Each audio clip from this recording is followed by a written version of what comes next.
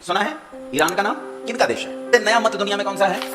इस्लाम। इस्लाम 1450 साल पहले पैदा हुआ। खुदाई गड़बड़िया है। इसने उसकी हड्डी से उसकी बेटी बनाई और बेटी के साथ बाप का ब्याह कर दिया।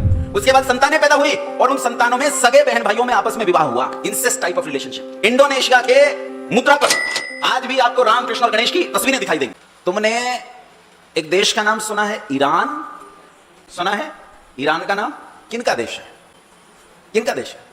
मुसलमानों का देश है। मुसलमानों में कौन से मुसलमानों का देश है? शिया। 90% शिया रहते हैं, 10% में सब आता है और जितना भी सुन्नी है, ये है, वो है, सब आते हैं। ईसाई वगैरह भी और जो हिंदू यहां से जाके वहां रहते हैं वो सब मिला के आते हैं। पूरी दुनिया के जो और भी अन्य कम्युनिटीज भी वहां रहती हैं, अन्य संप्रदाय भी वहां रहते हैं, वो 10% में 90% वहां शिया। ईरान और इराक का झगड़ा बहुत प्रसिद्ध है। ईरान किनका देश है? मुसलमानों का। क्या यह हमेशा से मुसलमानों का देश है? क्या तुम्हें पता है कि ईरान का प्राचीन नाम क्या है? तुमने एक देश का नाम सुना है इतिहास में? पर्शिया। सुना है पर्शिया? वो जो पर्शिया है वही आज क्या है? ईरान है। ये पर्शिया किनका देश है? तो हमारे यहां एक बिरादरी रहती है, कम्युनिटी रहती है भारतवर्ष में, जिन्हें पारसी कहते हैं। क्या कहते हैं? पारसी कहते हैं। ये उनका देश है। असल में ये उनका देश कैसे है ये भी बताता हूं तुम्हें। सबसे नए दुनिया में जो है वो मुसलमान है। सबसे नया मत दुनिया में कौन सा है? इस्लाम है। इस्लाम 1450 साल पहले पैदा हुआ। कब पैदा हुआ? 1450 साल पहले का मतलब है 1450 साल पहले मोहम्मद पैदा हुआ। मोहम्मद पर कुरान नाजिल हुई और तब इस्लाम बना। मुसलमान उसे कहते हैं जो मोहम्मद और कुरान दो चीजों पर ईमान लाए। जो मोहम्मद और कुरान में से एक भी चीज पर ईमान नहीं लाएगा वो मुसलमान नहीं, वो मुसलमान नहीं होता है। मुसलमान 1450 साल पहले बने। इससे पहले ये क्या थे? इतिहास उठाकर पढ़ो। वैसे मैंने आपको मोहम्मद का इतिहास बहुत अच्छे से पढ़ाया था, लेकिन अगर तुम वहां का इतिहास पढ़ो, उस जगह का, जॉर्डन जो जगह है जहां मोहम्मद पैदा हुए, तो उसके आसपास का इतिहास पढ़ो तो तुम्हें पता चलेगा इनसे पहले वहां ईसाई और यजीदी परंपराएं थी। यजीदी एक संप्रदाय था वहां का। यजीदी और ईसाई परंपराएं वहां थी, क्रिश्चियनिटी की परंपराएं वहां थी। इसका मतलब है ये लोग यजीदी और ईसाइयों से तब्दील हुए थे और यजीदी और ईसाई बहुत आसपास के हैं, तो ये पैदा हुए थे ईसाइयों से। किनसे पैदा हुए थे? ईसाइयों से। लेकिन ईसाई कितने साल पहले पैदा हुए? 2023 साल पहले। और ईसाई कौन थे? बाइबिल उठाकर पढ़ो। बाइबिल में यीशु कौन? यीशु के अब्बू का नाम क्या था? उसे खुद ही नहीं पता। उसे खुद ही पता नहीं बेचारे। यीशु 2023 साल पहले पैदा हुआ। 2023 चल रहा है ना ईसाइयों का। इतने साल पहले यीशु पैदा हुआ, तो इसका मतलब क्रिश्चियनिटी चली लगभग मोटा मोटी 2000 साल पहले। कितने साल पहले? 2000 साल से पहले धरती पर कोई ईसाई नाम की चीज नहीं थी। बाइबिल उठाकर पढ़ो। बाइबिल में यीशु बार बार कहता है कि मैं यहूदियों का राजा हूं। किनका राजा बनाने की कोशिश करता है खुद को? वो यहूदियों में प्रसिद्ध होना चाहता था क्योंकि वो यहूदी की संतान था। उसकी मां यहूदी थी, उसका बाप यहूदी था जिससे वो पैदा हुआ, और उसके घर वाले सब यहूदी थे। वो यहूदियों के बीच में पैदा हुआ। अर्थात ईसाई किनसे पैदा हुए? यहूदियों से। इसीलिए यहूदी, ईसाई और मुसलमान, इन तीनों को कहा जाता है सेमेटिक रिलीजियंस, अब्राहिमिक रिलीजियंस। ये जो यहूद है, इनका पहला जो पुरखा था उसे इब्राहिम कहते थे। क्या नाम था उसका? इब्राहिम। हालांकि शिक्षा शास्त्रियों का, भाषा शास्त्रियों का कहना यह है कि इब्राहिम शब्द ब्रह्मा शब्द का अपभ्रंश है। वो एक अलग विषय है, फिर कभी बताऊंगा।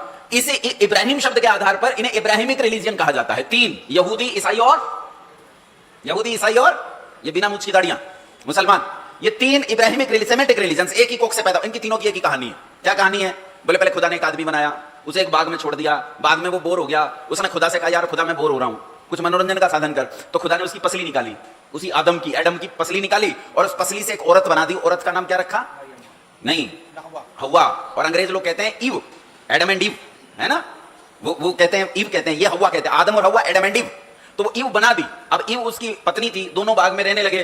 खुदा ने कहा कि देखो बीच में पेड़ है, सब खाना, इस वाले पेड़ का फल मत खाना। पूछा क्यों? कहा ये ज्ञान का वृक्ष है, इल्म का पेड़ है, इसे तुमने खा लिया तो तुम्हें जानकारी हो जाएगी और मुझे पढ़े लिखे लोग पसंद नहीं। ठीक है, शायद ऐसी बात होगी, इसीलिए तो उसने ज्ञान के वृक्ष का फल खाने से मना किया। लेकिन लड़कियां थोड़ी ज्यादा शरारती होती हैं लड़कों की तुलना में। उस ईव ने कहा पहले तो इसे चख के देखूंगी, और उसने उसका फल थोड़ा और फल खाया। फल खाते ही जलजला आ गया, तूफान आ गया, बर्बादी हो गई। अल्लाह ने कहा निकल जाओ बाहर, इस बाग में नहीं रहने दूंगा, आप दर दर की ठोकरें खाओ, निकल जाओ। और उन्हें उस बाग से निकाल दिया गया। जब निकाला जाने लगा तो ईव रोने लगी। एडम ने पूछा तू क्यों रो रही है? कहा मुझे तो निकाल दिया, तू बाग में रह जाएगा, मैं निकल जाऊंगी, दर दर की ठोकरें खाऊंगी। तो एक जॉन मिल्टन नाम के कवि हैं अंग्रेजी के, वो एडम, हालांकि मुझे पंक्तियां बहुत पसंद है, प्रेम के संदर्भ में ये पंक्तियां बहुत अच्छी हैं, लेकिन वहां वो कहता है, एडम कहता है flesh of flesh, bone of my bone, thou art and from thy state, mine never shall be parted bliss or woe. कहता है तू कौन है? तू कौन है? ईव कौन है? ईव मेरी तो हड्डी है। कौन है ईव? मेरी हड्डी, मेरा मांस, मेरा खून, मेरा ही खून है तू मुझसे अलग नहीं। और परमात्मा की सत्ता में कोई दुख या कोई वरदान तुझे मुझसे अलग नहीं कर सकता, ला फल। और उसने भी खा लिया और बाहर चले गए। कहानी क्या है? अच्छा ये बताओ, ये बेटी बैठी है, मान लो इस बेटी को मेरी हड्डी से बनाया गया या मेरे खून से बनाया गया, तो ये मेरी क्या लगेगी? अरे बोल पड़ो, क्या लगेगी? ये खुदाई गड़बड़िया है। इसने उसकी हड्डी से उसकी बेटी बनाई और बेटी के साथ बाप का ब्याह कर दिया। उसके बाद संतानें पैदा हुई और उन संतानों में सगे बहन भाइयों में आपस में विवाह हुआ, इंसेस्ट टाइप ऑफ रिलेशनशिप। ये मजहब है, ये तीनों मजहबों की असलियत है, ये इनका जन्म है। इसे सेमिटिक रिलीजन, अब्राहमिक रिलीजन कहा जाता है इन तीनों को। यहूदियों से पहले, यहूदी पैदा हुए लगभग 3,500 पौने 4,000 साल पहले। तो यहूदियों से पहले कौन था दुनिया में? तो वहीं ढूंढो। तो यहूदियों से पहले यही ईरान वाले लोग मिलते हैं। कौन? पारसी। कौन मिलते हैं? पारसी। और पारसियों से पीछे जाओ तो पूरी दुनिया में केवल एक जाति थी जिसका पूरे भूमंडल पर शासन था। पूरी दुनिया में केवल एक संस्कृति थी, पूरी दुनिया में केवल एक भाषा थी, पूरी दुनिया में एक मत था, एक मजहब था, पूरी दुनिया एक तरह के संस्कारों में जीवन जीती थी। और उन संस्कारों का नाम था आर्य संस्कार, उस संस्कृति का नाम था आर्य संस्कृति, और उस जाति का नाम था आर्य जाति, जो पूरे भूमंडल पर रहती थी। कोई नहीं था उससे पहले। अब सुनो, उल्टे आओ। अभी मैं तुम्हें इधर से लेके गया हूं, अब तनिक उधर से आओ। आर्यों के राम जी कौन थे? अरे बोल पड़ो। हिंदू, मुसलमान, ईसाई, बौद्ध, जैन, पारसी के आर्य कौन थे? राम जी। कृष्ण जी कौन थे? ययाति और दशरथ कौन थे? आर्य लोग थे। इन आर्यों में एक प्रथा प्रचलित थी, ये अपनी जो सामाजिक क्रियाकलाप है उसमें 5 बड़े काम करते थे, 5 महायज्ञ करते थे। पहला महायज्ञ कौन सा था? संध्या ब्रह्म यज्ञ, 2 समय संध्या करते थे, भगवान का भजन करते थे।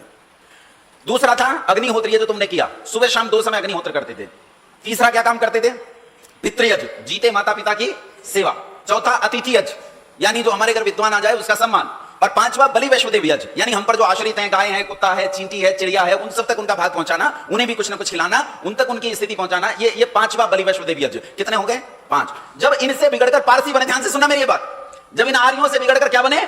पारसी, तो उन पारसियों ने इन 5 यज्ञों को, बेचारे प्रक्रिया तो भूल गए कि प्रक्रिया क्या थी, लेकिन उन्होंने 5 यज्ञों को नहीं छोड़ा। काम मर जाएंगे लेकिन अपनी परंपराएं नहीं छोड़ेंगे। उन्होंने ऐसी वेदी घर में बना ली और दिन में 5 बार अग्नि जलाकर उस पर घी डालकर होम करने लगे। इसलिए पारसियों को अग्नि पूजक कहा जाता है। क्या कहते हैं उन्हें? दिन में 5 बार होम करते हैं, 5 बार। आज भी दुनिया में पारसी जहां रहते हैं वो दिन में 5 बार होम करते हैं। इसी प्रकार वो ये तो भूल गए 5 यज्ञ कैसे कैसे थे, बस उन्होंने इसे यज्ञ मान लिया और दिन में 5 बार करने लगे। कितनी बार? उनसे बिगड़कर बने कौन? पारसियों से बिगड़कर कौन बने?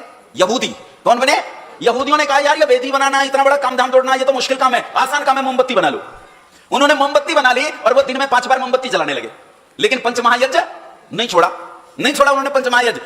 यहूदियों से बिगड़कर कौन बने? कौन बने? ईसाई।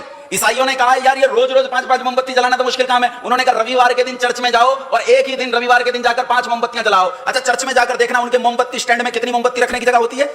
5 मोमबत्ती रखने की जगह होती है। उन्होंने पंचमहायज्ञ को इतना सीमित कर दिया। उनसे बिगड़कर कौन बने? मुसलमान। मुसलमानों ने कहा ये अग्नि जलाने का काम ही बेकार है, 5 बार दिन में परमात्मा का नाम ले लो, यही पंचमहायज्ञ है। लेकिन पंचमहायज्ञ संसार में किसी ने छोड़ा नहीं। मुसलमान आज भी संसार में चाहे जहां रहता हो, लेकिन आज भी पंचयज्ञ करता है। बोलो, करता है कि नहीं करता? इन्हीं परंपराओं में जो पारसी थे, इन पारसियों को अग्नि पूजा कहा जाता है। और आज से 1360 साल पहले, कितने साल पहले? आज से 1455 साल पहले इस्लाम पैदा हुआ। और आज से 1360 साल पहले इस ईरान में पारसियों का शासन था। और उस पारसियों के शासन में वहां बहुत बड़ा इलाका, मतलब आपका Jordan, Saudi Arabia, Iran, Iraq, Qatar, Oman, यहां तक आ जाओ, पाकिस्तान से परे उज्बेकिस्तान तक, यहां तक का पूरा इलाका ये उनकी सत्ता में आता था। मक्का मदीना से निकलकर मुसलमानों ने हाथ जोड़ा और पर्शिया में हाथ जोड़कर घुस गए, भैया हमें रहने के लिए थोड़ी जगह दे दो, हमें थोड़ी जगह दे दो। उन्हें जगह मिल गई रहने के लिए, उन्होंने जमीन के नीचे काम करना शुरू कर दिया। मुसलमान जब तक कमजोर होता है तब तक वो राम राम करता है। क्या करता है? मेरे गांव में आज भी करता है, वो राम राम करता है, राम राम साहब। लेकिन जैसे ही वो ताकतवर होता है वो तुम्हें दीन की दावत देने लगता है। इन्होंने वहां काम करना शुरू किया। आप आश्चर्य करोगे, केवल 2 दशक के अंदर, 2 दशक, 21 साल के अंदर वहां इन्होंने अपनी तादाद को घुसपैठ से और जन्मदर से इतना ज्यादा बढ़ा दिया, क्योंकि उनकी संख्या ऑलरेडी कम थी। पारसियों में जन्मदर ज्यादा नहीं थी, उनकी जनसंख्या कम थी कि ये उनकी जनसंख्या के एक बड़े घनत्व के हिस्से को घेरने लगे। तभी वहां एक राजा पैदा हुआ मजदक नाम का, और इसने वहां सुधारवादी आंदोलन चलाए। और सुधारवादी आंदोलन में उसने क्या किया? देश में चलने वाले जितने मंदिर थे, अग्नि मंदिर बोलते थे उनके मंदिरों को, उन अग्नि मंदिरों को लगभग सबको बंद कर दिया और कुछ मुख्य अग्नि मंदिरों को चलने दिया। और पुरोहितों और पंडितों जो भी उनके होते होंगे, उन पुरोहितों और पंडितों को केवल इन्हीं मुख्य मंदिरों तक सीमित कर दिया गया। और धर्म के प्रचार पर न तो विशेष जोर दिया, और जो लोग करना चाहते थे उन्हें भी रोकने का प्रयास किया। परिणाम यह निकला कि मुसलमानों ने अपना विस्फोटक प्रचार जारी रखा, लोगों का धर्मांतरण हुआ और केवल 2 दशक के भीतर पर्शिया ईरान में तब्दील हो गया। उसका वहां रहने वाले जोस्टियंस लोग पूरी तरह तब्दील हो गए, वो पारसी पूरी तरह बदल गए। वहां के लोगों का पहले उस देश का धर्म बदला, वो इस्लाम हुआ, और उसके बाद धीरे धीरे उस देश के सारे लोगों का धर्म इस्लाम हो गया। और आज वहां कौन लोग रहते हैं?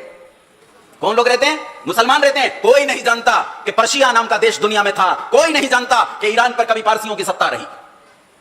अभी ज्यादा समय की बात नहीं है, 200 साल पहले तक इंडोनेशिया नाम का देश, नाम सुना? इंडोनेशिया नाम सुना? इंडोनेशिया, इंडोनेशिया के मुद्रा पर आज भी आपको राम, कृष्ण और गणेश की तस्वीरें दिखाई देंगी। आज भी इंडोनेशिया में दुनिया के सबसे ज्यादा घनत्व वाले मुसलमान रहते हैं, 95%। आप आश्चर्य करोगे, आज से 200-250 साल पहले पूरा इंडोनेशिया हिंदुओं का था।